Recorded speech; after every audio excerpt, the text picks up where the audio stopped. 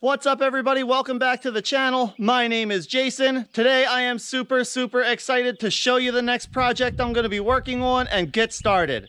I've been looking forward to this thing for quite a while now. I've been accumulating parts for this build for quite a while now.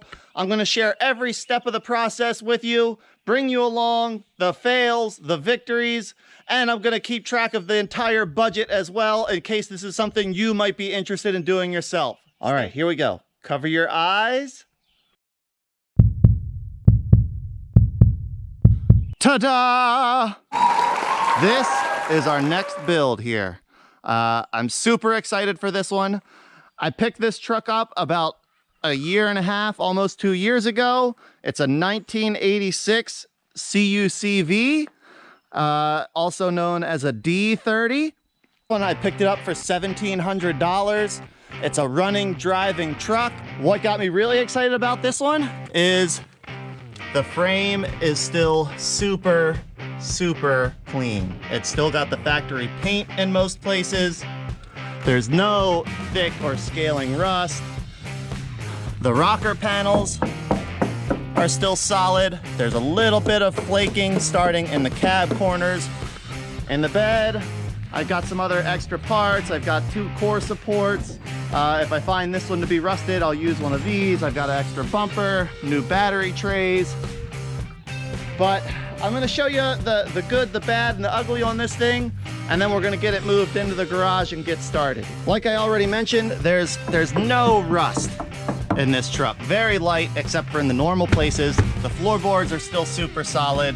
It's 98% complete. There's a few little teeny odds and ends missing, but I have those, and it's a running, driving truck. Now this truck has the 6.2 liter diesel. It's a J-code diesel. Runs pretty good. These military trucks, they usually get sold off at auction. This one literally only has 10,000 miles on it. So it's practically a brand new truck. It's just been sitting, spent most of its life sitting. Like I said, it needs a grill. It's got the bulletproof Dana 60 front axle. In my opinion, one of the strongest front axles ever manufactured. It has a full floating 14-bolt rear axle. Also a super strong axle in my opinion.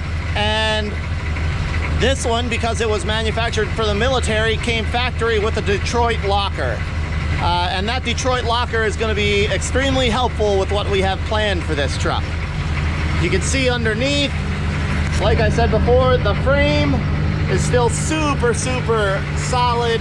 There's a little bit of surface rust here and there, but for the most part, this thing just, it's really clean for a 40-year-old truck.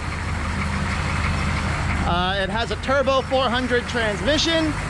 It shifts really well. It is stock,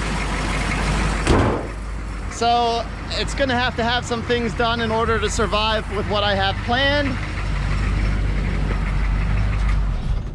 I may even decide that I want to swap out the transmission also, but let me show you what we're gonna do with this thing. That's right, ladies and gentlemen. We are putting an LS into this CUCV. You probably spotted this engine sitting here on the stand in the background of some of the other videos. It's a 6-liter LQ4 out of a 2002 Chevy 2500 HD. I've already pulled it apart. I replaced the oil pump pickup O-ring. That's a common issue with these engines. You'd better be safe than sorry. It held good oil pressure and ran fine before I took it out of the truck, but it's better to be safe than sorry in my opinion. The bearings all look good, rods, mains, and cam bearings. I put in a sloppy stage 2 camshaft. It has PAC 1218 valve springs. I lapped the valves and cleaned up the heads while I had it apart. And I did a trunnion upgrade on the rocker arms. So overall, I haven't spent a ton of money on this. I actually sold the rest of the truck. I parted it out and still made money on the deal. and I kept the engine and the 4L80E transmission for this project. So now you know the beginning of the plan. This 6.2 liter engine is going to be coming out. I'm swapping in the LQ4 6 liter out of that 2002. I haven't decided yet if I want to keep the Turbo 400 transmission that it currently has and just upgrade it with a shift kit and some better parts, or if I want to build the 4L80E and swap that in while I'm at it. I'm going to keep the factory NP208 transfer case. They're plenty strong units. They were durable enough for the military to put them in, or for GM to put them in these things, and the military just beat the poop out of these trucks for years and years, and as far as I know, there weren't many, if any, failures. Like many people, you know, this isn't power block. I don't have an unlimited budget, so I try to do as much as humanly possible myself. I have a lot of skill sets, so most things I can figure out how to do if I don't already know how to do it. The cash is not unlimited. I don't have a huge budget for this. The engine, I made money on the truck that I bought the engine and transmission, bought for the engine and transmission.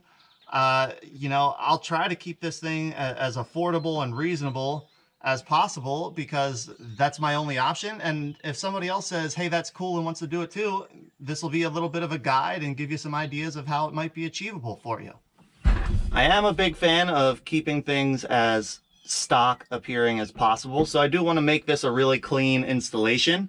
You know, when I pull the diesel engine out, I'll get rid of all the wiring that pertains to the diesel. I'll clean it up. I'm probably going to remove the extra battery trays. I'm going to try to make it look as factory of an install as possible, but obviously there's going to be a substantial power upgrade, a substantial drivability upgrade, and there's a couple other things, tricks up my sleeve that I'm planning on too, but I'm not going to tell you that until we get there. So that gives you an idea of what we're looking at, what the plan is, and what I want to do. More than likely, I'm going to paint the frame and get it all cleaned up while I have things apart.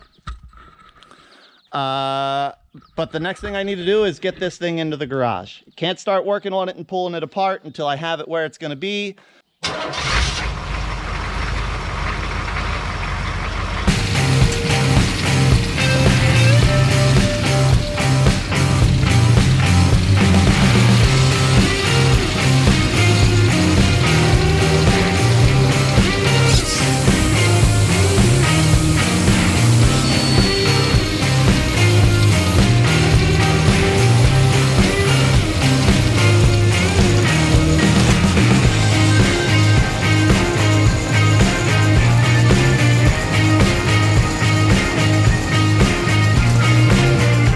Okay, well, we had a little whoopsie.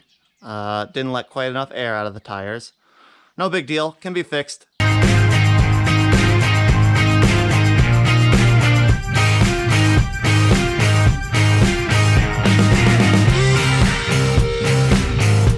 Alright, well, thanks so much for watching, everybody. That's it for this video. I do have a challenge for you. I don't have a name for this project yet. I love suggestions. I'm not good at naming things.